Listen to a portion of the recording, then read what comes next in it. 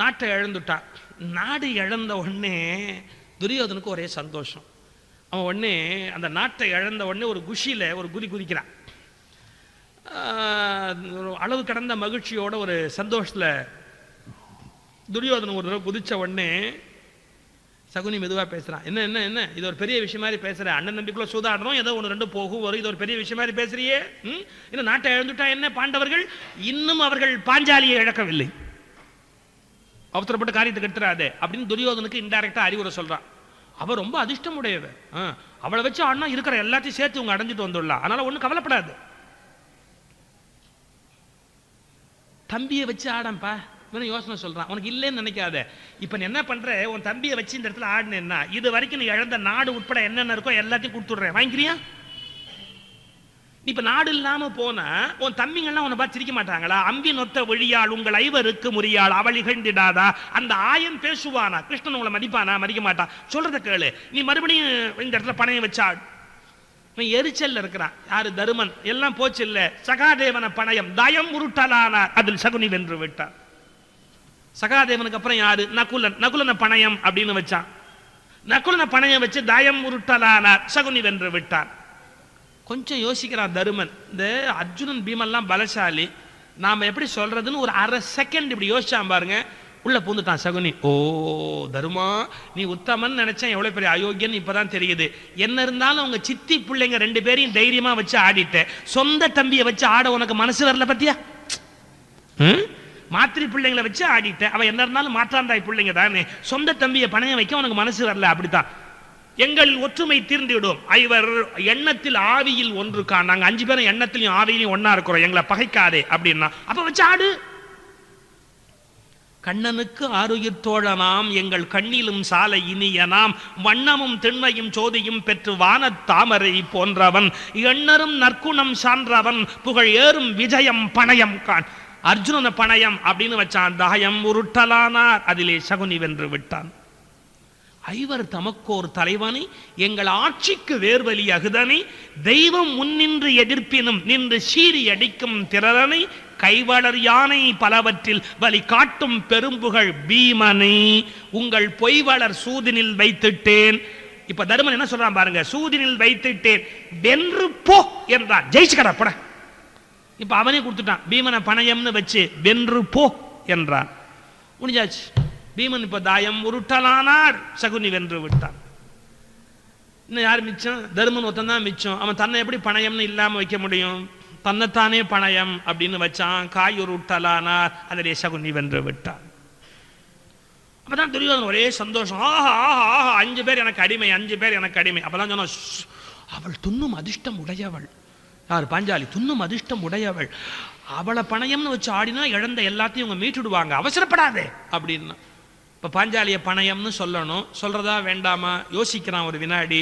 வித்துரன் மறுபடியும் இது தப்பு அப்படிங்கிறான். வித்துரனை இன்ன வார்த்தையும் இல்லை திட்டுக்கிறான் துரியோதனன், வேற வழியே கிடையாது. கடைசியா அவன் யோசிச்சான், நாம 5 பேர் அடிமை ஆயிட்டோம், நாடே அடிமை ஆயிடுச்சு, அவன் மட்டும் அங்க இருந்து என்ன பண்ண போறா, அவளும் நம்மளோட இருந்துட்டா பாதுகாப்பு தான் நினைச்சானோ என்னமோ தெரியல. வேற வழியே இல்லாம அந்த திரௌபதியே பணயம் அப்படின்ற வார்த்தையில சொல்றான். வேள்வி பொருளினையே புலை நாயின் முன் வைப்பது போல். ஒரு யாக அக்னியில போட வேண்டிய வேள்வி பொருளை ஒரு நாய்க்கு முன்னாடி கொண்டு போய் வைக்கிற போது, நீள்விட்ட பொன்மாளிகை கட்டி ஒரு பேயினை நேர்ந்து குடியேற்றல் போல், ஆழ்திற்று பொன் வாங்கி அதை ஆந்தைக்கு பூட்டுதல் போல், கேள்விக்கு ஒருவர் இல்லை உயிர் தேவியை கீழ்மக்கட்கு ஆளாக்கினார். அவளை பணயம்னு வச்சு தாயம் உருட்டலானார், சகுனி வென்று விட்டார். அப்ப துரியோதனன் பேசலாம் பாருங்க, எழுந்துச்சு குலுங்குறானா. திக்கு குலுங்கிடவே தீயவர் கூட்டம் எல்லாம் தக்கு தக்கு என்று மேலையும் கீழையும் குதிச்சு குதிச்சு ஆடுறான். துரியோதனை ஆடிட்டு கக்க கக்க என்றே நகைப்பார், அந்த மாமன் மேல் கட்டிக்கொள் எம்மை என்பார். ஓடி வந்து சகுனியை கட்டி தழுவிட்டானா. இன்னொரு வார்த்தை பாரதி சொன்னா, என் துயர் தீர்த்தாயடா உயிர் மாமனே ஏளனம் தீர்த்து விட்டாய், அன்று நகைத்தாளடா உயிர் மாமனே அவளை என் ஆளாக்கினாய், ஆசை தனித்தாயடா உயிர் மாமனே ஆவியை காத்தாயடா, பூசை புரிவோமடா மாமனே. அடுத்த வார்த்தை, பொங்கல் உனக்கு வைப்போம். ஐயனார் கோயில போய் பொங்கல் வைக்கிற மாதிரி சகுனிக்கு பொங்கல் வச்சு கும்பிடுவேங்கிறான், நன்றி தெரிவிக்கிறான். பொங்கல் உனக்கு வைப்போம். போதுமா? நாசம் அடைந்ததடா நெடுநாட்பகை நாமினி வாழ்ந்தோமடா. குதிக்கிறான் துரியோதனை எல்லையற்ற சந்தோஷத்தோட. யாரங்கே போய் அவளை இழுத்துட்டு வாங்க இந்த சபைக்கு. அவ என்ன இனிமே அங்க இருக்கிறது, பேசாம அவளை இங்க இழுத்துட்டு வாங்க. தர்மம் அழிவைத சத்தியமும் பொய்யாக பெருமை தவங்கள் பெயர் கட்டு மண்ணாக வானத்து தேவர் வயிற்றிலே தீப்பாய மோன முனிவர் முறைகட்டு தாமையங்க வேதம் பொருளின்றி வெற்றுரையே ஆகிவிட அந்தரத்து வாழ்வோர் அனைவரும் பித்துறவே வான்முயிலை போன்றதொரு வண்ண திருமாலும் அரிதுயில் போய் ஆழ்ந்த துயில் எய்திவிட. என்னென்ன தேவர்களுக்குள்ள குழப்பம் நடந்தது அப்படிங்கிறான். இதெல்லாம் நடக்கிற மாதிரி போய் இழுச்சுட்டு வாழ். அப்ப துரியோதனை பார்த்து விதுரன் சொல்றான், மூட மகனே என்ன வார்த்தடா பேசுற? யாராவது தம்பி மனைவியை சபையில இழுத்து இப்படி அவமானப்படுத்துவார்களா? உனக்கு தெரியாதடா, அழிவு வர போகிறதடா, சொன்னா கேளு, இந்த மாதிரிலாம் செய்யாத. ஐவர் சிலத்தின் அழலை வளர்க்கின்றாய், தெய்வ தவத்தியை சீர்குலைய பேசுகின்றாய், ஏன் அந்த உத்தமியை இப்படி எல்லாம் அவமானப்படும்படியா பேசுற? என்னுடைய வார்த்தை உனக்கு இப்ப புரியாதடா, இதனுடைய விளைவு என்னன்னு உனக்கு அப்புறமா தெரியும் அப்படின்னு சொல்லி விதுரன் மூர்ச்சையாகி கீழே விழுந்துட்டான். யார அனுப்புறதுன்னு இப்படி பார்த்தா அந்த தேர்ப்பாகன் இருந்தா. யாரடா தேர்ப்பாகன்? பிராதிகாமின்னு பேர். போடா போய் இழுத்துட்டு வா அவளை, என்ன அவ ரொம்ப பெரியவ, அவளை போய் இழுத்துட்டு வா அப்படின்னு உத்தரவு போட்டான். யாரடா தேர்ப்பாகன்? போடான உடனே பிராதிகாமி போனான். போய் முதல்ல அவளை கூப்பிட்டான். அவ முதல்ல ஒரு கேள்வி கேட்டா, எனக்கு ஒரே ஒரு கேள்விக்கு பதில் சொல்லு. என்னை தோற்ற பிறகு தன்னை தோற்றாரா, தன்னை தோற்ற பிறகு என்னை தோற்றாரா? பல பேருக்கு இது என்ன ஒரு பெரிய விஷயம், தன்னை தோற்று பின்ன தோற்றா என்ன, இல்ல முதல்ல இவளை பாஞ்சாலியை தோற்று பிறகுதான் அவனை தோற்றா என்ன, இது ஒரு பெரிய ஆர்குமெண்டான். அவன் என்ன சொல்றா, எப்போ தருமன் தன்னை தோற்றுட்டாரோ அப்புறம் அவருக்கு ஆடுறதுக்கு உரிமையே கிடையாது, இன்னொருத்தரை வச்சு ஆட உரிமை கிடையாது. முதல்லயே என்ன பணயம்னு வச்சிருந்தாருன்னா அவர் பரவாயில்ல. அவர் எப்ப அடிமையா போயிட்டாரோ அடிமைக்கு மனைவியே கிடையாது, அப்ப இல்லாத மனைவி அவர் எப்படி வச்சு ஆடினார்னு அவ ஆர்குமெண்ட். அது வந்து ஒரு சட்டில் லீகல் ஆர்குமெண்ட். ரொம்ப அரசியல் நுட்பம் தெரிஞ்சவ பாஞ்சாலி. அவ சொல்றா, அதனால என்ன வச்சு முதல்ல ஆடிட்டு அப்புறம் தர்மர் தன்னை ஆடினாரா, தன்னை ஆடிய பிறகு என்ன ஆடினாரா, போய் கேட்டுட்டு வா அப்படின்னு. இந்த பிராதிகாமி அங்கேருந்து வந்து கேட்டான், இது மாதிரி கேட்கறா அப்படின்னு. உனக்கு கோவம் வந்துருச்சு. அவள் கூண்டில் கிளியும் அல்லலே. அவ என்ன கூட்டுக்கலையா? அடுத்த வார்த்தை நாக்கப்பிடிங்கிற மாதிரி அசிங்கமான வார்த்தை கேட்டான். என்னன்னா, ஐவர் கூட்டு மனைவிக்கு நாணமேன், ஐவர் கூட்டு மனைவிக்கு நாணமேன். அவள் வேண்டிய கேள்விகள் கேட்கலாம், வேண்டிய பதில்கள் சொல்லலாம். எல்லாம் இங்க வந்து அவளை பேச சொல்லு, அவ ஒன்னும் ஆள் மூலமா அனுப்ப வேண்டாம், அவளுக்கு என்ன வெக்கம் வேண்டி இருக்கு, போய் இழுத்துட்டு விட. பிராதிகாமி மறுபடியும் போனான். அப்போ சொன்னா, ஐயா மாதவிலக்கு ஆதலால் நான் ஒற்றாடை தன்னில் இருக்கிறேன், ஓராடையோடு இருக்கிறேன்டா, நான் எப்படா சபைக்கு வருவேன்? எங்கேயுமே ஒரு சூது மனைகளிலே தொண்டச்சி வருவதில்லை. யாராவது ஆண்கள் வேணா போய் பணிவிட பண்ணுவார்கள், பெண்கள் வந்ததா வரலாறு கிடையாதுடா. சூது ஆடுற இடத்துல நான் வர முடியாது. அது மட்டும் இல்லை, நான் இப்ப இந்த நிலையில இருக்கிறவன் எப்படி சபைக்கு வர முடியும், என்னால வர முடியாது, இதை போய் சொல்லு அப்படின்னா. அவன் மறுபடியும் வந்து ஆரம்பிச்சான், பிராதிகாமி இது மாதிரி வரமாட்டேங்கிறா, இது மாதிரி நிலையில அவ இருக்கிறா அப்படின்னு. துரியோதனுக்கு அளவு கடந்த வெறி. அவன் சொன்னா, உள்ளம் துடித்து சுயோதனன் சினம் ஓங்கி வெறி கொண்டு சொல்லுவான், அட பிள்ளை கதைகள் விரிக்கிறா, எந்தன் பெற்றி அறிந்தலை போலும் நீ என்ன, நீ என்கிட்ட வந்து வரிசையா பேசிக்கிட்டே இருக்கிற, நீ என்னுடைய ஆற்றல் என்னன்னு உனக்கு தெரியாது போ. அப்போ அவனே ஒரு வார்த்தை சொல்றான் துரியோதனன். ஏன் பிராதிகாமி பயப்படுறான்னு இப்படி பீமனை பார்த்தான். இந்த பையலும் பீமனை அஞ்சியே வெகுவாக கதைகள் கதைக்கிறான். இவனுக்கு பீமனை பார்த்து பயம், அவன் அடிச்சுடுவானோ அப்படிங்கிறதுக்காக இந்த பையன் அப்படி பேசுறான். இவன் அச்சத்தை பின்பு குறைக்கிறேன், இவன் பயத்தை அப்புறமா நான் போக்குறேன். ஏய் துச்சாசனா, அவன் தம்பியை கூப்பிட்டான், துச்சாசனா நீ வா, நீ போய் நான் சொன்னேன் அவளை இழுத்துட்டு வா. அந்த துச்சாசனை எழுந்தான் பாருங்க. அந்த துச்சாசனை எப்படி எழுந்தான் அப்படிங்கிறதுக்கு ஒரு வார்த்தை சொன்னான் பாரதி. அவன் கேரக்டரே அந்த ஒரு வார்த்தை சொல்லி முடிச்சிட்டான். என்ன, இவன் தீமையில் அண்ணனை வென்றவன். அயோக்கியத்தனத்தில் அவங்க அண்ணனையே தூக்கி சாப்பிட்டவன் அந்த பையன். கள்ளும் ஈரக்கரியும் விரும்புவான். அவனுக்கு எப்பவும் என்னன்னா, கள்ளு ஈரக்கறி ரெண்டையும் சாப்பிட்டாங்க, அயோக்கியத்தனம் எல்லாம் உச்சிக்கு போயிடும். கள்ளும் ஈரக்கரியும் விரும்புவான். நான் இந்த இடத்துல ஒன்று சொல்றேன், யாரும் வருத்தப்படாதீங்க. சாப்பிடுகிற உணவுக்கும் நம்முடைய குணங்களுக்கும் பண்புகளுக்கும் தொடர்பு இருக்கு. அண்மையில கூட ஒரு கிரிமினல் கேஸ் நீங்க ரிப்போர்ட் ஆச்சு பேப்பர்ல. என்னன்னா, சொந்த மகளையே தப்பா நடந்துட்டான் ஒரு அப்பா. சொந்த மகள் இடத்துல அவனை மனைவி வெட்டி புதைச்சுட்டான். பேப்பர்ல வந்த ரிப்போர்ட் நீங்க படிச்சிருப்பீங்க. சொந்த மகள் கிட்ட அப்பா தப்பா நடந்துட்டான், அதனால அந்த மனைவி வெட்டி புதைச்சுட்டான், கணவனை புதைச்சுட்டான். அவனுடைய அந்த உணவு பழக்கத்தை போட்டிருக்கான். டெய்லி சாயங்காலம் ஆச்சுன்னு சொன்னா முக்கியமான ஒரு நான்வெஜ் ஐட்டம், அப்புறம் ஐட்டம் ரெண்டும் ஏத்திட்டு அவர் எப்பவுமே அதுலயே ஃபுல்லா இருப்பாருன்னா. நீங்கள் என்ன உண்ணுகிறீர்களோ அதற்கு ஏற்ப உங்களுடைய குணநலன்கள் மாறும். அதனாலதான் சொல்றான், நல்ல உணவா, சாத்வீகமான உணவா, கொலை உணர்ச்சி, அதீத காமம் அதை தூண்டுகிற உணவுகளை சாப்பிடக்கூடாது. சாப்பிட்டீங்கன்னா என்ன ஆகும்னா, மிருகத்தனம் நமக்குள்ள வந்துகிட்டே இருக்கும். நீங்க இந்தியா முழுக்க மரண தண்டனை அடைந்திருக்கிற கொலை கைதிகளை போய் பாருங்க. நான் சொல்றது சயின்ஸ். இந்தியா முழுக்க மரண தண்டனை அடைந்திருக்கிற கொலைக்கைதிகள் லிஸ்ட் எடுத்து பார்த்தீங்கன்னா அவர்கள் அதீதமாக நான்வெஜ் சாப்பிட்றோம். அசைவ உணவு சாப்பிடுகிறவர்களுக்கு கொலை ஒரு பெரிய விஷயமா தெரியாது. நான் எல்லாரையும் குறை சொல்றேன், தப்பா நினைக்காதீங்க. அதுக்காக சைவர்கள்லாம் ரொம்ப யோகியங்கன்னு அர்த்தத்தில் சொல்லல. இல்லை, நிறைய பேர் மாம்சமே சாப்பிடாத சைவன் வட்டி வாங்கியே கொண்டு இருக்கிறான்.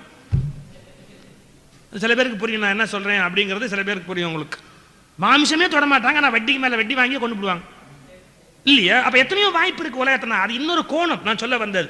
ஆனா அசைவ உணவு சாப்பிடுறவங்க டக்குன்னு கத்தி எடுத்து குத்திடுவாங்க. ஏன்? ரத்தம் மாம்சம் ஒரு பெரிய விஷயம் அல்ல. இன்னைக்கு உலகத்துல மலிந்திருக்கிற போர் வன்முறை, உலகம் முழுக்க இருக்கிற வன்முறை போருக்கு என்ன காரணம் அப்படின்னா பெரிய விஷயம் அசைவ உணவும் மது வகைகள்.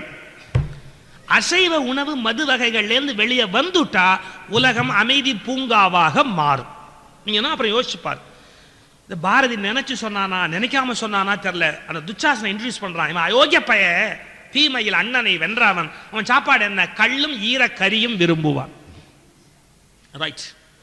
எந்திரிச்சான் துச்சாசன, நேரா போன தாயத்திலே விலைப்பட்ட தாதினி, என்னடி சூதாட்டத்தில் விலைப்பட்ட ஒரு வேலைக்காரி, உனக்கு என்ன இவ்வளவு திமிரு வேண்டி இருக்கு? வான்னு சொன்னா வர வேண்டியதுதானே. நான் அப்புறம் என்னன்னு உன்னை கேட்கிறேன் பார். ஆடி விலைப்பட்ட தாதினி, உன்னை ஆள்பவன் அண்ணன் சுயோதானன், மன்னர் கூடி இருக்கும் சபையிலே உன்னை கூட்டி வருகென்று சொன்னான். பாகன் வந்து கூப்பிட்டப்போ வரலையாமே நீ? அப்போ மறுபடியும் சொன்ன, அச்சாக்கள், டேய் கொஞ்சம் காது கொடுத்து கேளுடா, அச்சாக்கள் மாத விலக்கு ஆதலால் ஓராடை தண்ணில் இருக்கின்றேன். தார்வேந்தர் பொற்சபை முன் என்னை அழைத்தல் இயல்பில்லை, நான் வரது மரபு இல்லடா, இது நியாயம் இல்லடா, அதனால நான் வரமாட்டேன் அப்படின்னு சொன்னான். கக்கக்க என்று கனைத்து கூந்தலினை பக்கத்தில் வந்து பாஞ்சாலி கூந்தலினை கையினால் பற்றி கரகரன எனத்தான் இழுத்தான். அவ இவ்வளவு சொல்ல சொல்ல கேட்கவே இல்லை. நேரா போனா கூந்தல் அப்படி இடிக்க கையில பிடிச்சான். பேசாம என்ன நீங்க பேசிட்டு இருக்கிற? ஐயோகோ என்றே அலறி உணர்வற்று பாண்டவர்தம் தேவி அவள் பாதி உயிர் கொண்டுவர். அவளுக்கு பாதி உயிர் போயிடுச்சு. அவ கூந்தலை பற்றி அப்படியே தெருவில் தர தர தர தர எழுத்துக்கிட்டே வரான் துச்சாசன்.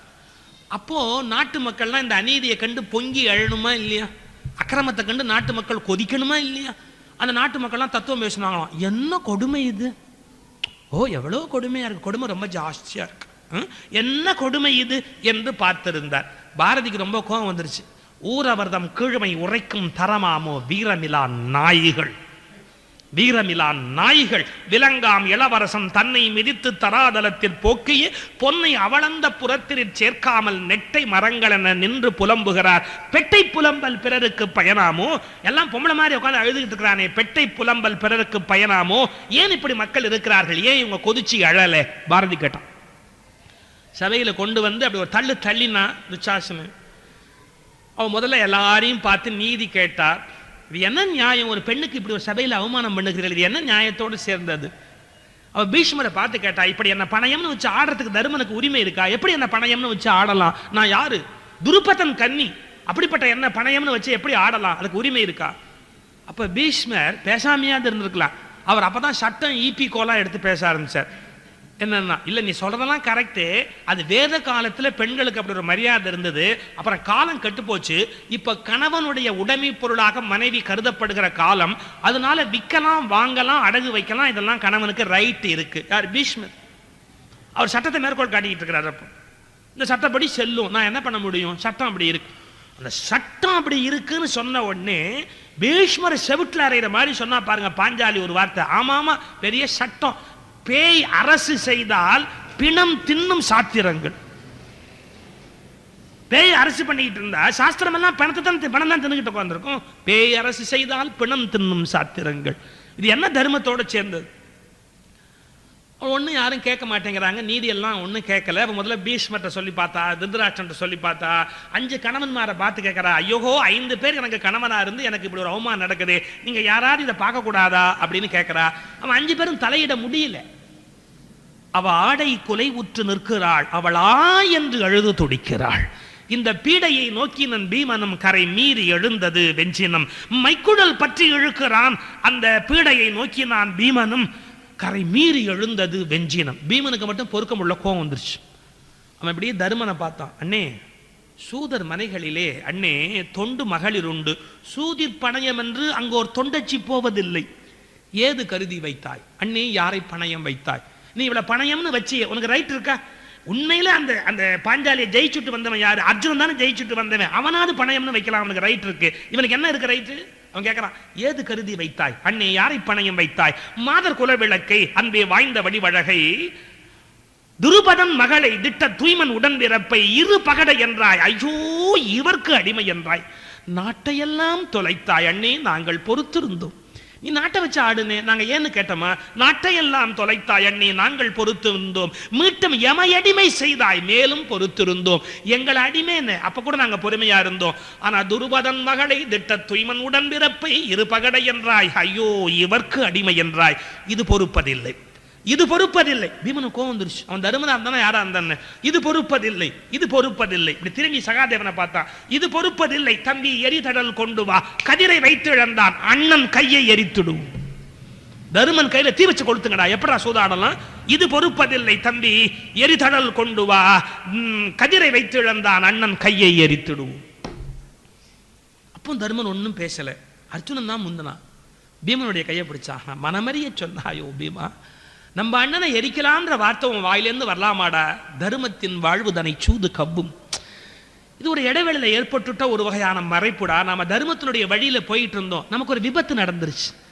இந்த நேரத்தில் நம்முடைய ஒற்றுமையை நம்ம இழக்கலாமா? நம்ம ஒருத்தர் பகை பாராட்டலாமா? நீ யோசிக்க வேண்டாமா? மனமறிய சொன்னாயோ பீமா, தர்மத்தின் வாழ்வு தன்னை சூது கவ்வும், தர்மம் மறுபடியும் வெல்லும். இந்த இயற்கை மருமத்தை நம்மாலே உலகம் காண். நம்ம மூலமா தர்மத்தின் வெற்றியை உலகத்துக்கு காட்டுறதுக்கு இங்க இந்த நாடகம் மாதிரி நடக்குது. மறுபடியும் தர்மம் வெல்லும். தனவுண்டு காண்டீபம் அதன் பெயர். கட்டுண்டோம் பொறுத்திருப்போம் காலம் மாறும். கட்டுண்டோம் பொறுத்திருப்போம் காலம் மாறும். சிக்கிக்கிட்டோம், கொஞ்சம் பொறுமையா இருப்போம், காலம் மாறும், ஜெயிச்சு காட்டும். இதை சொன்ன உடனே விகர்ணன் எழுந்தான். விகர்ணன் யாருன்னா துரியோதனுடைய தம்பியில ஒருத்தர். அவனுக்கு இந்த அநீதியை பொறுக்க முடியல. கேட்டான், என்ன எல்லாம் வேடிக்கை பார்த்துக்கிட்டு இருக்கிறீங்க? அந்த அம்மா கேட்டது கரெக்ட் தானே? அந்த அம்மா என்ன கேட்டா, முதல்ல என்ன தோற்று தன்னை தோற்றாரா, தன்னை தோற்று என்ன தோற்றாரான்னு கேட்டாரு. அதுக்கு யாரா பதில் சொன்னீங்களா நீங்க? யாராவது முதல்ல தருமனை தோற்று அப்புறம் தானே தருமன் இந்த அம்மா வச்சு ஆடினார். அப்படி ஆட தருமனுக்கு என்ன ரைட்டு? அவனே அடிமையா போனதுக்கு அப்புறம் அடிமைக்கு மனைவியே கிடையாது, இல்லாத மனைவி வச்சு அவன் எப்படி ஆடினா? இது தர்மத்துக்கு விரோதம் இல்லையா? நீங்க யாராவது இதை கேட்க வேண்டாமா? 5 பேருக்கு பொதுவா இருக்கிற ஒன்று அவன் எப்படி தனியா வச்சு ஆட முடியும்? இதை யாரா கேட்க வேண்டாமா? யாரு? விகர்ணன், துரியோதனன் தம்பி. அவன் கேட்ட உடனே இப்ப அவங்களுக்குள்ள இப்படி பிரச்சனை வந்துடுத்து. இதை யார் சால்வ் பண்றது? கர்ணன் அந்த குடும்பத்துல வந்து ஒட்டிக்கிட்டவன். கர்ணன் இப்படி எழுந்து விகர்ணனை பார்த்தான். யாரா இருக்கிறதுலே சின்ன பையன், நீ ஏண்டா பேசுற? பொடி பையன், நீ ஏண்டா வாயை திறக்கிற? இவ்வளோ பெரியவங்களுக்கு தெரியாத நீதி உனக்கு ரொம்ப தெரியுமா? மூடா வாய உட்கார்ற அப்படின்னு. துரியோதனை ஏத் பேசாது அப்படின்னு. ஏன் தெரியுங்களா? இந்த கர்ணன் வந்து துரியோதனத்தை வந்து ஒட்டிக்கிட்டவன். உங்களுக்கு தெரியும் கதை. கர்ணன் அனாதை, முதல்ல குந்தி பெற்ற பிள்ளை. வந்து இந்த துரியோதனை வாழ்வு கொடுத்து வச்சிருக்கிறான். நம்ம பாஷையில பிளைனா சொல்லிடுறேன். எப்பவுமே கட்சியில புதுசா வந்து ஒட்டிக்கிட்டவன் ரொம்ப சத்தம் போடுவான். தலைமைக்கு தன் விசுவாசத்தை காட்டிக்கிறதுக்காக மற்ற எல்லாரையும் விட ஜாஸ்தியா தப்பு பண்ணுவான். அப்பதான் தலைமை தன்னை நம்பும். இல்லாட்டி பழைய ஆள்னு முத்திர குத்திட்டா என்ன பண்றது அப்படின்னு மற்ற எல்லாரையும் விட அவன் அசிங்கமா பேசிக்கிட்டு இருப்பான். இதெல்லாம் எட்டர்னல் தியரி, உலகம் உள்ள வரைக்கும் மாறவே மாறாது. இப்ப விகர்ணன் அதே பேசின உடனே கர்ணன் சொல்றான், மூடா வாய உட்கார்றா, நீ என்ன பெரிய விஷயம் மாதிரி பேசுற, பொடியே உட்கார்றா, நீ சின்ன பையன் மூடு வாய அப்படின்னு. அவன் என்ன பேச முடியும்? அதுக்கப்புறம் விகர்ணன் பேசாம உட்கார்ந்தான். துச்சாசனா அப்படின்னா. கர்ணன் தான் இந்த இடத்துல ஒரு வார்த்தையை சொல்றான். என்ன வார்த்தை சொன்னா, ஏய் அடிமையா இருக்கான் 5 பேர் தோல்ல என்னடா அங்கவஸ்திரம் போட்டு நிக்கிறது. அங்கவஸ்திரம் பெருமைக்கு அடையாளம் இல்லையா? உங்களுக்கு மேல் துண்டு அணிகிறது கௌரவத்துக்கு அடையாளம். என்னடா அடிமைகளுக்கு என்னடா மேல் துண்டு எடா அப்படின்னு. உடனே இந்த 5 பேர் மேல் துண்டையும் எடுக்கிறதுக்காக இப்படி வந்தாங்க. இவனுங்களே அங்கவஸ்திரத்தை கொடுத்துட்டான் கையில். ஏன் நமக்கு அவமானம் அப்படின்னு மேலே போட்டிருந்த துண்டை எடுத்து இப்படி கையில் கொடுத்துட்டான். இப்போ பாஞ்சாலி சீலை அணிந்திருக்கிற, என்னடா அடிமையா இருக்கிற, அவன் மேல என்னடா மேல் துண்டு எடா. இந்த வார்த்தையும் கர்ணன் சொன்னதாத்தான் பாரதி எழுதுறான். ஐவர் சீரையும் களைவாய் தையல் சேலையும் களைவாய். இத கர்ணனே சொன்னதாத்தான் பாஞ்சாலி சபதத்துல பாரதி சொல்றான். நல்ல வேளை வில்லி பாரதத்துல கர்ணன் சொன்னான்னு வரலிங்க, துரியோதனே இந்த பாவத்தை பண்ணினா அப்படின்னு வருது. நான் இந்த இடத்துல ஒரு சின்ன விஷயம் எப்படின்னா, என்ன இருந்தாலும் ஒரு பெண்ணுக்கு இவ்வளவு பெரிய அவமானம் நடக்குது, கர்ணனுக்கு ஒரு குற்ற உணர்வு இருக்க வேண்டாமா? தப்பாச்சு, ஒரு பெண்ணுக்கு இவ்வளவு அவமானம் நடக்குது, நாம அந்த இடத்துல இருக்கக்கூடாது, தன்னுடைய நண்பன் துரியோதனத்தை சொல்லணும், இப்படிலாம் பண்ணாதரான்னு சொல்லணும். பாரதி அவனே சொன்னான்னு எழுதிட்டார். நான் பாரதி கூட தள்ளி வச்சுடுறேன். வில்லிபுத்திர ஆழ்வார் அவன் சொன்னான்னு எழுதலை, நான் அதை எடுத்துக்கிறேன். அவன் சொன்னானே எழுதல, வில்லிபுத்திர ஆழ்வார் அப்படித்தான் எழுதுறாரு. சரி, அந்த கர்ணன் அட்லீஸ்ட் அந்த துரியோதனுக்கு புத்தி சொல்லாம் இல்ல, ஏன்டா அப்படி செய்யறேன் கேட்கல. நார்மலா ஒரு பெண்ணுக்கு அசிங்கம் நடக்குது, நாம அந்த இடத்துல இருந்தா ஒண்ணு புத்தி சொல்லுவோம், இல்ல இந்த இடத்த விட்டா வெளியே போயிடுவோமா இல்லையா? நம்ம அடக்க முடியாத கோஷ்டியா இருந்தா என்ன பண்ண முடியும்? அந்த இடத்த விட்டு வெளியில போயிடணும். கர்ணன் ஏன் அப்படி இருந்தான்? நான் இப்போ ஒரு ஆபத்தான விளக்கம் சொல்ல போறேன், அதுதான் இவ்வளவு பெரிய முன்னுரை போட்டேன். உண்மையில பேசிக்கலா கர்ணன் நல்லவன், நல்ல குந்தி தேவி வயிற்றுல சூரியனுக்கு குமாரனா பிறந்தவன். அவன் எப்படி இருக்க முடியும்? நல்லவன் தான் பேசிக்கலா. ஆனா என்ன போச்சு விதி, அவன் நல்ல இடத்துல வளரணும்னு நினைக்கிறான், ஆனா அங்கீகாரம் அவனுக்கு கிடைக்கல. யார் அவன் அங்கீகாரம் பண்ணிட்டா? துரியோதனன் அங்கீகாரம் பண்ணிட்டான். அங்கீகாரம் கிடைக்கிற வரைக்கும் கர்ணன் என்னென்ன அவமானப்பட்டான்னு உங்களுக்கு தெரியுமா? அவன் எங்க போய் நான் வில் வித்தை கத்துக்கணும் அப்படின்னு கேட்பான். முதல்ல அந்த வில் வித்தை சொல்லிக் கொடுக்குற ஆசிரியர் கேட்பார், நீ என்ன ஜாதி? தெரியாது. ஜாதி தெரியாது உனக்கு என்னடா வில் வித்தை, போடா வெளியில. இன்னொரு ஸ்கூலுக்கு போவான், நான் வில் வித்தை கத்துக்கணும் அப்படிமா. நீ என்ன ஜாதி? ஜாதி தெரியாது. ஜாதி தெரியாதா? சரி, அப்பா அம்மா யாரு? அது யாரு சொல்லு. அதுவும் தெரியாதுங்க. அநாத பைய, அப்பா அம்மா தெரியாத அநாத பைய, இன்ஷியலே இல்லாத அநாத பைய, உனக்கு என்னடா வில் வித்தை, போடா வெளியில. இப்போ இது கர்ணனுடைய தப்பா? ஒரு குந்தி தேவி திருட்டுத்தனமா அந்த பிள்ளையை பெத்து பெட்டியில வச்சு அனுப்பிச்சுட்டா. இது கர்ணனுடைய தப்பா? இல்லை. அவங்க அம்மா அசிங்கமா பண்ணின தப்புல இந்த பிள்ளை பலியாயிட்டான். நீங்க எப்பாவது வாய்ப்பு இருந்தா திருவேற்காடுல உதவும் கரங்கள்னு ஒரு அமைப்பு இருக்கு, அங்க போய் பாருங்க.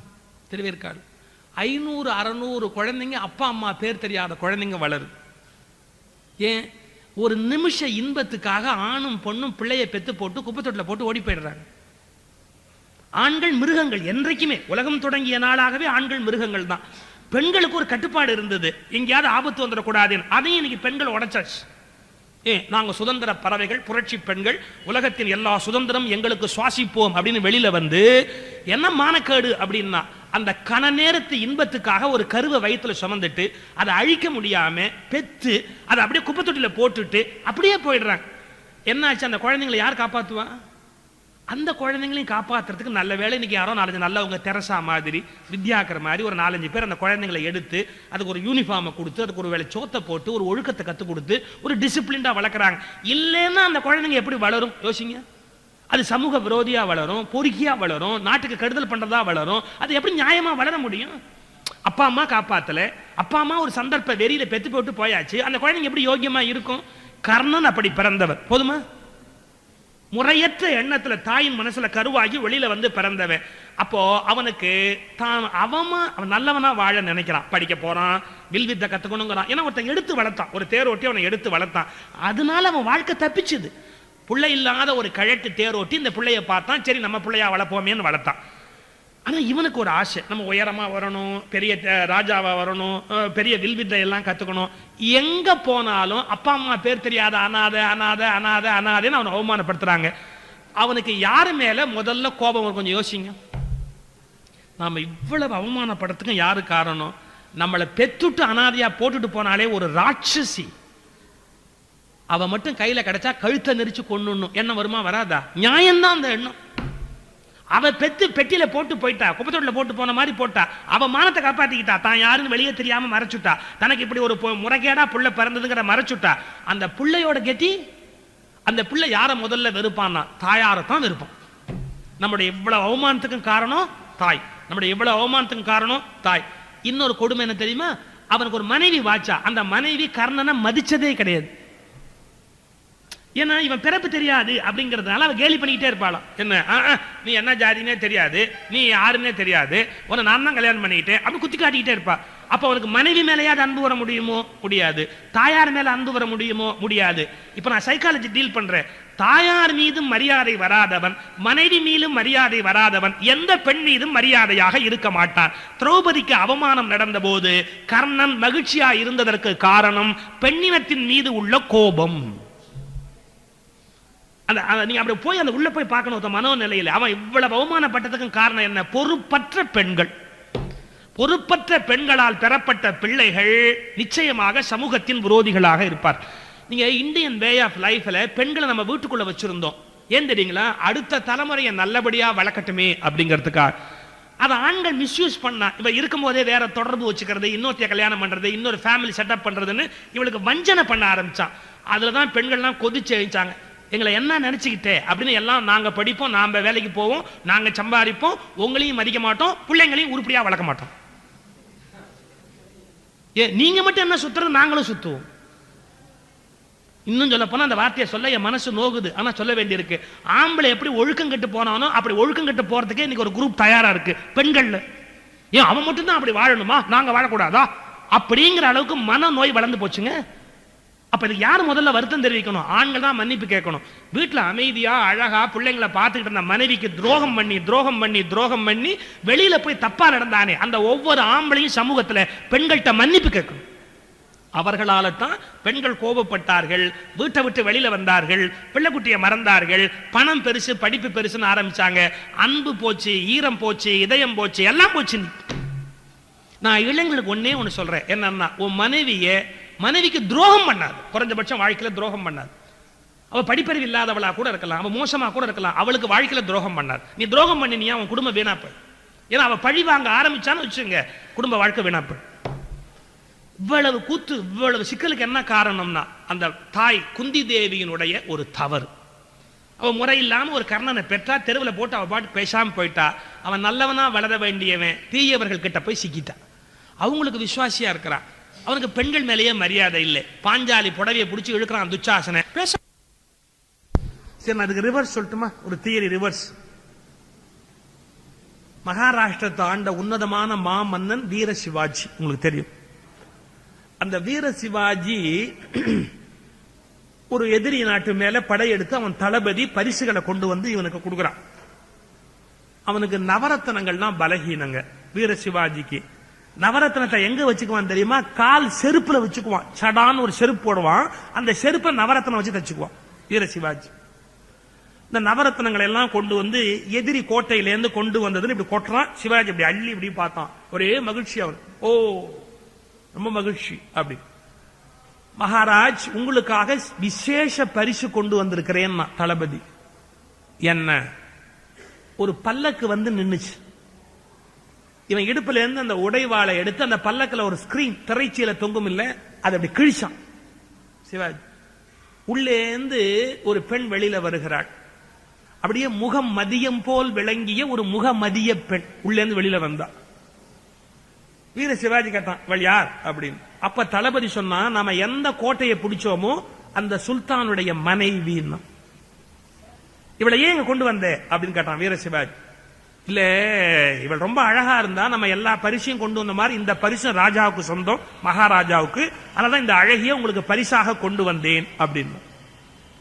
அப்ப சிவாஜி நிமிர்ந்து அந்த பெண்ணை இப்படி ஒரு பார்வை பார்த்தான். கிட்டக்க வந்தான், அவளை உச்சியில இருந்து உள்ளங்கால் வரைக்கும் ஒரு பார்வை பார்த்துட்டு வீர சிவாஜி ஒரு வார்த்தை சொன்னான், பெண்ணே நீ நிஜமாகவே அழகாக இருக்கிறாய், மிக மிக அழகாக இருக்கிறாய். இதை கேட்டோன்னு அவன் நடுங்கிட்டான். சோ நம்மளை இன்னொரு ஆண்மகன் வர்ணிக்கிறானே, அவன் பெண் இப்படி நடுங்கி தலை குனிஞ்சா. பெண்ணே ரொம்ப அழகாக இருக்கிறாய். எனக்கு என்ன வருத்தமாக இருக்கிறது தெரியுமா? நான் உன் வயிற்றில் பிள்ளையாக பிறந்திருந்தால் எவ்வளவு அழகாக இருந்திருப்பேன். எனக்கு அந்த கொடுப்பினை இல்லாமல் போய்விட்டது. உன் வயிற்றில் நான் அடுத்த ஜென்மத்தில் உன் வயிற்றில் பிள்ளையாக பிறக்கிறேன், அழகான பிள்ளையாக பிறப்பேன். தளபதியை கூப்பிட்டா, என்ன நினைச்ச? இன்னொருவன் மனைவியை எனக்கு பரிசுன்னு கொண்டு வருகிறிய, அறிவு இருக்கிறதா உனக்கு? இவளை அப்படியே பூ போல கொண்டு போய் அந்த அரண்மனையில விட்டு விட்டு வா அப்படின்னா. வீர சிவாஜி இன்னொருவன் மனைவியை தாயாய் நினைத்ததற்கு என்ன காரணம்னா, அவனை வளர்த்த தாய் ஜிஜி பாய் காரணம். ஒரு பிள்ளைய உருப்படியா வளர்க்கணும்னா 10 வயசு வரைக்கும் பையனை தாயார் அன்புனால கண்ட்ரோல் பண்ணாதான் அவன் தவறு பண்ணாத பிள்ளையா வளருவான். இன்னைக்கு 10 வயசு வரைக்கும் பிள்ளைய கண்ட்ரோல் பண்றதுக்கு தாயாருக்கு நேரம் இருக்கா, காலம் இருக்கா? இல்ல. பணம் வேணும், பணம் சம்பாதிக்கணும். புள்ள எக்கேடு கெட்டா என்ன, அவன் முரணமா போனா என்ன, அவன் 4 பொண்ணை கற்பழிச்சா என்ன, கொலை குற்றமாயி ஜெயில போனா என்ன, மிக்சி முக்கியம், ஃப்ரிட்ஜ் முக்கியம், டிவி முக்கியம், மல்டி சேனல் முக்கியம், டேப் ரெக்கார்டர் முக்கியம், டிசிடி முக்கியம், பட்டுப்புடவை முக்கியம். ஆனா புள்ள முக்கியம் இல்ல. நான் இப்ப வார்த்தை சொல்றேன், குறிச்சுங்க. நீங்கள் வாழ்க்கையை தொலைத்து விட்டு பணத்தை சம்பாதித்துக் கொண்டிருக்கிறீர்கள். நீங்கள் வாழ்க்கையை தொலைத்து விட்டு பணத்தை சம்பாதிக்கிறீர்கள். தயவு செய்து பணத்தை தொலைத்து விட்டாவது வாழ்க்கையை சம்பாதிக்க பழகிக்கொள்ளும். Life is very very important. வாழ்க்கையின் அன்பும் பண்பும் அமைதியும் கௌரவமான வாழ்க்கையும் தான் முக்கியம். ஃப்ரிட்ஜும் டிவியும் மிக்சியும் முக்கியம் அல்ல. என்றைக்கு பெண்களுக்கு இந்த தெளிவு வருகிறதோ அன்றைக்கு தான் இந்தியாவுக்கு மீண்டும் பொற்காலம் வர முடியும். தயவு செய்து குறித்து வைத்துக் கொள்ளும். எவ்வளவு பெரிய கல்ச்சரை தொலைச்சிட்டு நம்ம தெருவில் நிக்கிறோம் தெரியுமா? நீங்க இந்த நாட்டிலிருந்து பொன்னும் மணியும் தொலைச்சது பெருசு இல்ல. இந்த தேசத்தின் பண்பாட்டையும் கலாச்சாரத்தையும் ஆங்கிலேயர்களை பார்த்து தொலைத்து விட்டு இன்றைக்கு நாமும் விவாகரத்து கோர்ட்டுகளிலும் முதியோர் இல்லத்திலும் மாறி மாறி நின்று கொண்டிருக்கிறோம். நீங்கள் இந்த தேசத்தின் பாரம்பரியத்தை தொலைத்து விட்டு நாம் வாழுகிற வாழ்க்கை பயனற்றது என்பதை தயவு செய்து புரிந்து கொள்ளுங்கள். சரி, நான் மீண்டும் கதைக்குள்ள வந்து ஆகணும், வேற வழி கிடையாது. இப்போ இவ்வளவு தப்பு நடக்குது, கர்ணன் வேடிக்கை பார்த்துக்கிட்டு இருக்கிறான். அவன் மனசுல குற்றமாவே தெரியல. ஒரே காரணம் அவனுடைய தாய் மேல இருக்கிற கோபம். இப்ப நான் சொன்னது எனக்கு சமூகத்தின் மீது இருக்கிற கோபம். இந்த சமூகம் இப்படி இருக்கே, வாழ்வது என்பது என்னன்னு தெரியாம வீணா போகிறது என்ற சமூகத்தின் மீது உள்ள கோபத்தினால் நான் கடிந்து பேசுறேன்.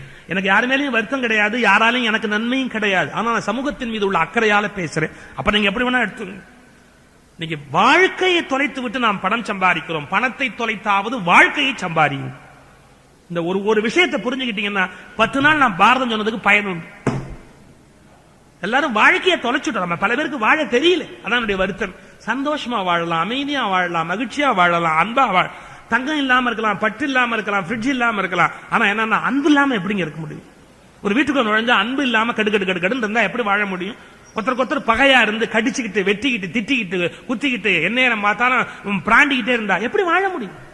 வாழ்க்கையில முக்கியம் என்னன்னா அன்பு அன்பு அன்பு அன்பு தான் வாழ்க்கை. அதுக்கு மேல ஒண்ணுமே கிடையாது. இப்போ துச்சாசனன் ஒரு புடவையை பற்றி இழுக்கிறான். அவன் எல்லாத்தையும் முறையிட்டு பார்த்தா, நீ காப்பாத்து, நீ காப்பாத்து, நீ காப்பாத்து, நீ காப்பாத்து. யாரும் காப்பாத்தல. அவன் இப்படி புடவையை பிடிச்சி இழுத்தான் பாருங்க, இப்படி பிடிச்சிக்கிட்டா. யாரும் காப்பாத்தல, நாமளாவது நம்மளை காப்பாத்திக்கலாம், வேற என்ன பண்ண முடியும்? துச்சாதனன் எழுந்தே அன்னை துகிலினை மந்திடை உரிதல் உற்றான். அச்சோ தேவர்களே என்று அலறிய விதுரனும் தரை சாய்ந்தான். விதுரன் அப்படியே மயங்கி கீழே விழுந்துட்டான். பிச்சேரியவனை போல் அந்த பேயனும் துகிலினை உரிகையிலே உச்சோதியிற் கலந்தாள் அன்னை உலகத்தை மறந்தாள் ஒருமையுற்றாள். இப்ப அவ வெளியில இருந்தா மான அவமானம்லாம் அனுபவிக்கணும். அவன் படவை இழுக்க ஆரம்பிச்சுட்டான். அவ உள்ளுக்குள்ள போயிட்டா. உச்சோதியிற் கலந்தாள் அன்னை ஒருமையுற்றாள் உலகத்தை மறந்தாள். எல்லாம் மறந்துட்டு தனக்குள்ளேயே உள்ள போய் அந்த பாஞ்சாலி என்ன பண்ணுவா? முதல்ல இந்த 2 கையால புடவையை புடிச்சுக்கிடுச்சலாம் பார்த்தா. அவன் இழுக்கிற வேகத்துக்கு இந்த கை தாளல. பட்டுன்னு கைய விட்டா.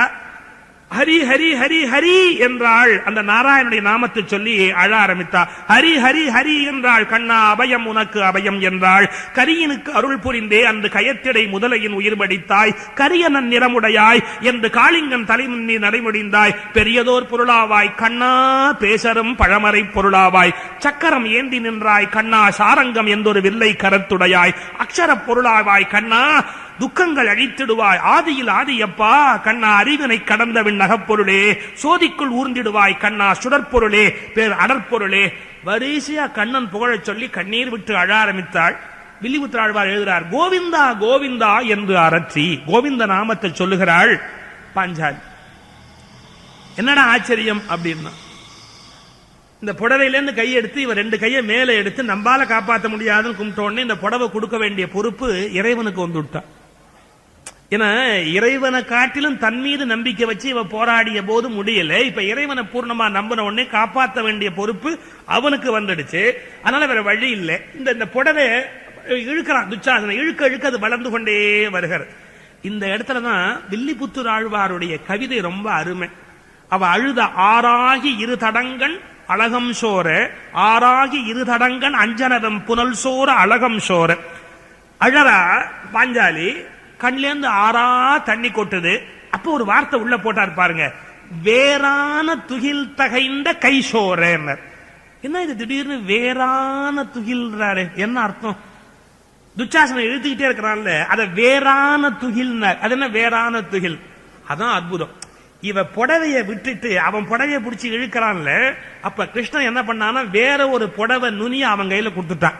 இந்த கிறுக்கு பைய குடி வெறியில இருக்கிறதால இது யார் புடவை அது யார் புடவைன்னு தெரியாம இழுச்சுக்கிட்டே இருக்கிறான். அதத்தான் வேறான துகில் அப்படின்னா.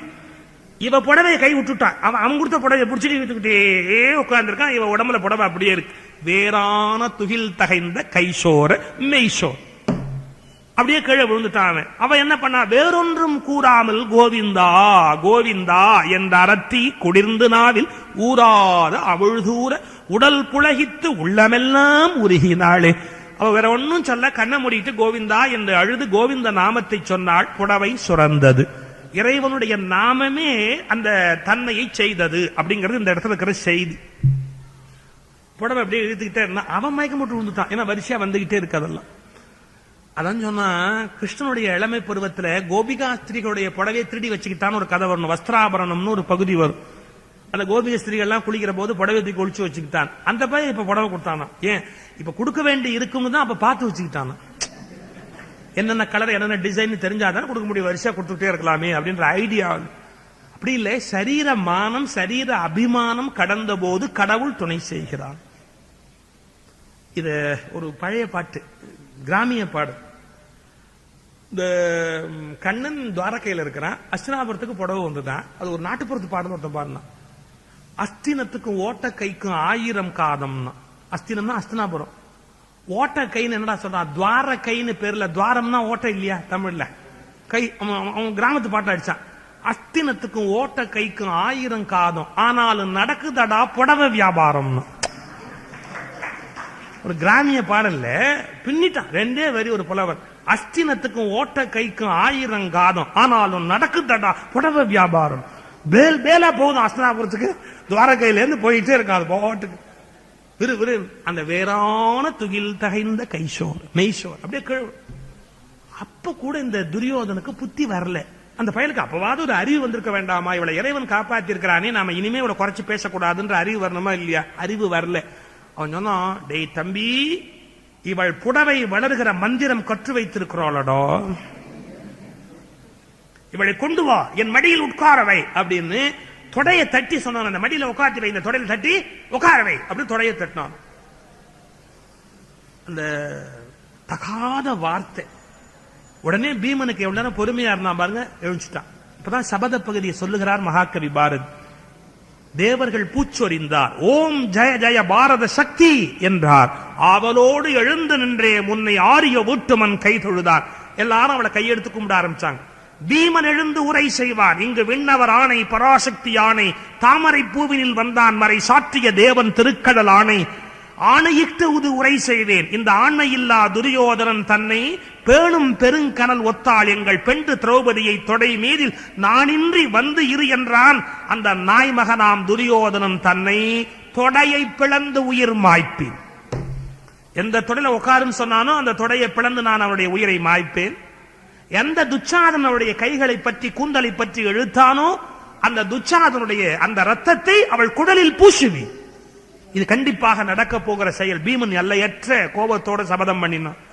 அப்ப அர்ஜுனன் எழுந்தான். பார்த்தன் எழுந்து உரை செய்வான். இந்த பாரத கர்ணனை போரில் மடிப்பேன். கர்ணன் இதுக்கு எவ்வளவு பெரிய காரணமா போயிட்டான். அந்த கர்ணனை என் கை வில்லாலே நான் கொல்லுவேன்.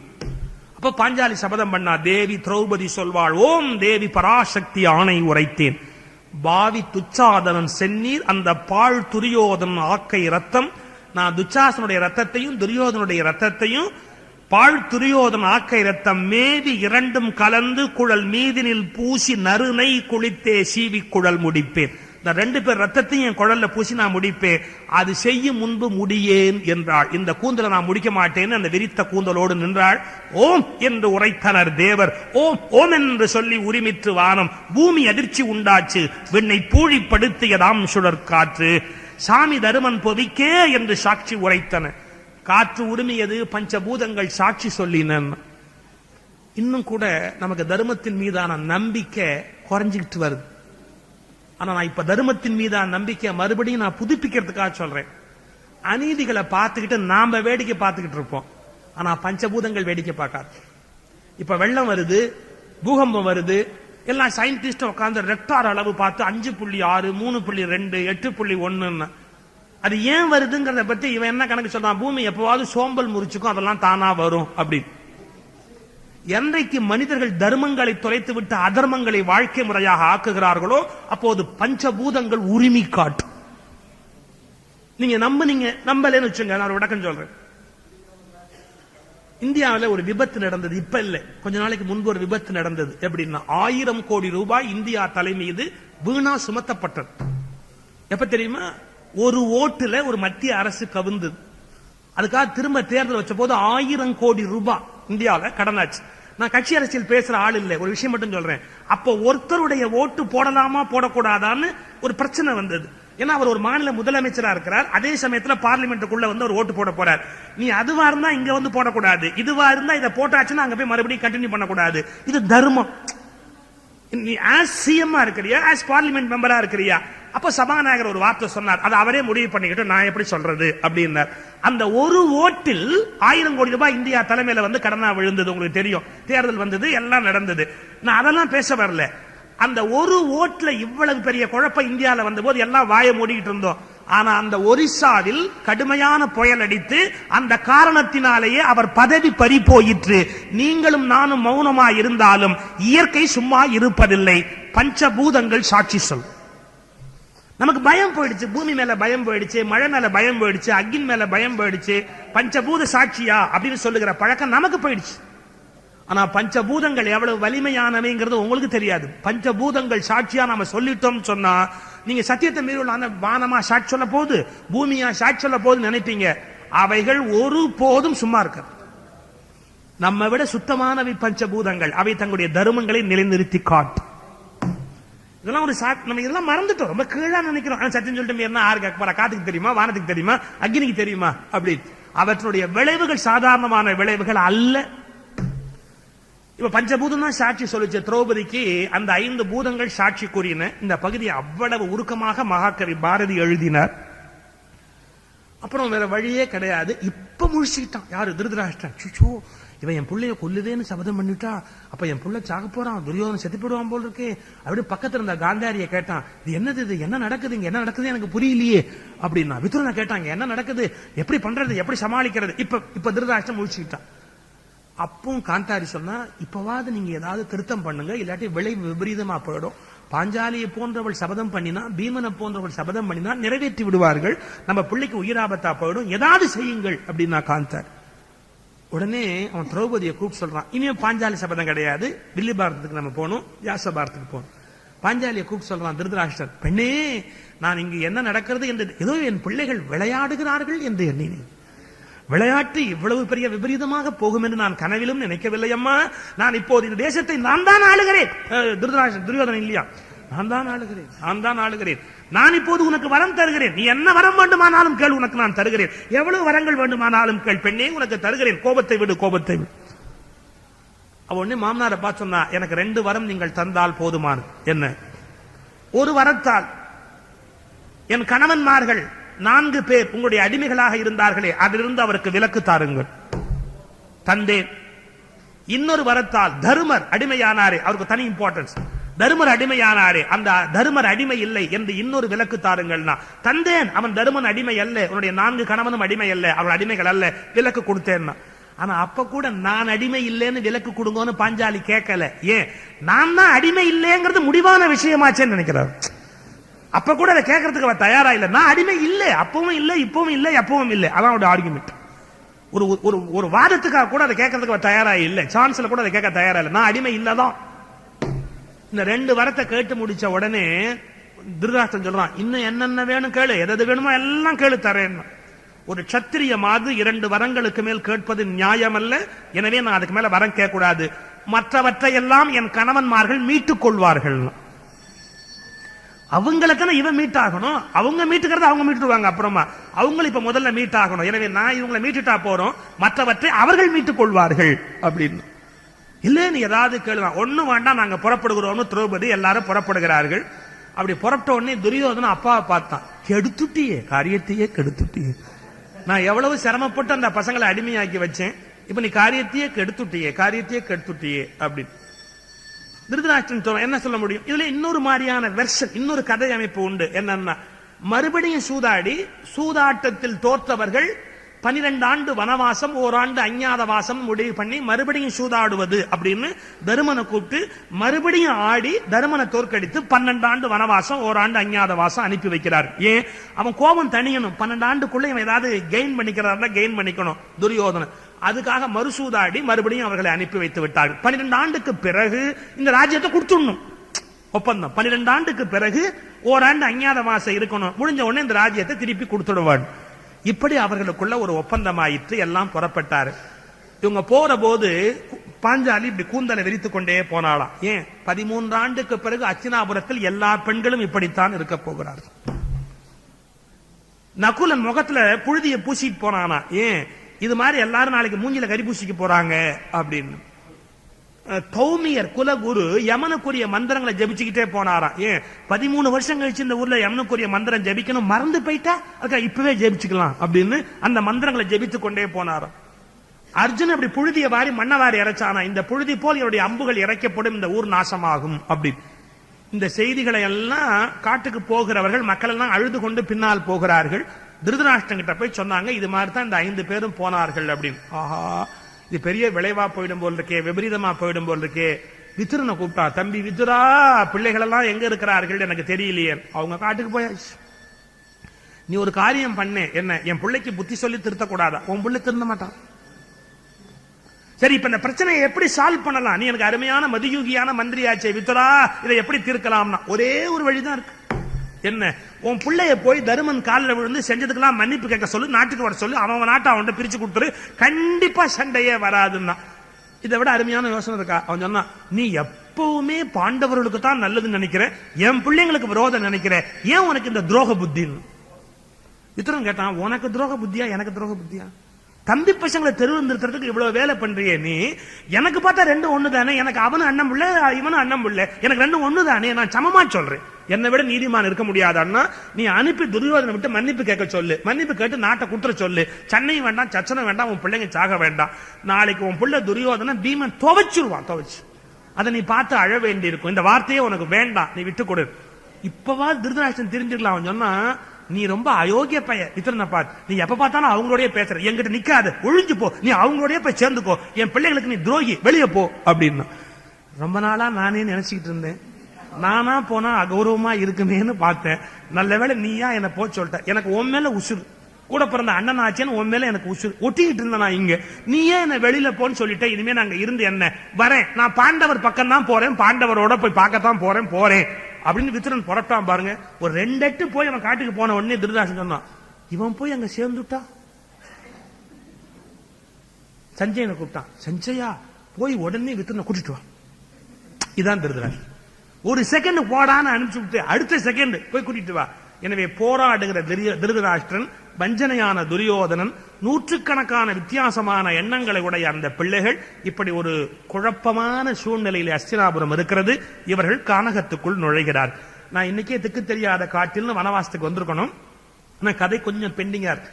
அதை நாளைக்கு நம்ம ஃபாஸ்டா மேக்கப் பண்ணிடுவோம். நாளை இவர்கள் வனத்தில் படுகிற பல்வேறு செய்திகளை எல்லாம் சிந்திப்பதாக இருக்கிறோம் என்பதை சொல்லி, என்னுடைய கேசட்ஸ் இப்போ கோயிலே கிடைக்கிறது. வேண்டிய அன்பர்கள் இங்க திருக்கோயில இருந்தே அதை பெற்றுக்கொள்ள முடியும். அது சுய முன்னேற்ற கருத்துக்கள், வாழ்க்கையை மாற்றி அமைக்கிற கருத்துக்கள்.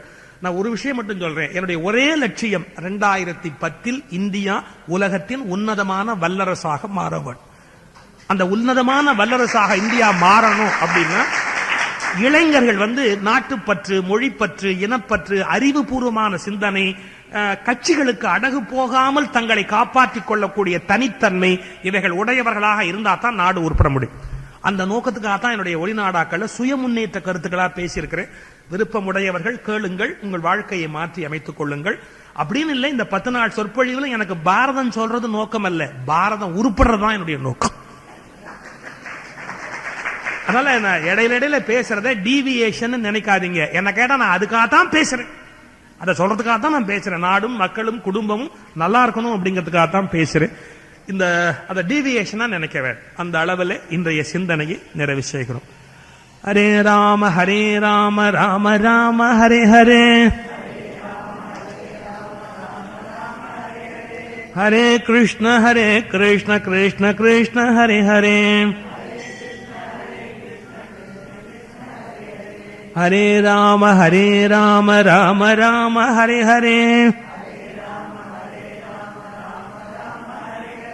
ஹரே கிருஷ்ண கிருஷ்ண கிருஷ்ண ஹரே ஹரே, ஹரே ராம ராம ராம ஹரே ஹரே, ஹரே கிருஷ்ண கிருஷ்ண கிருஷ்ண ஹரே ஹரே.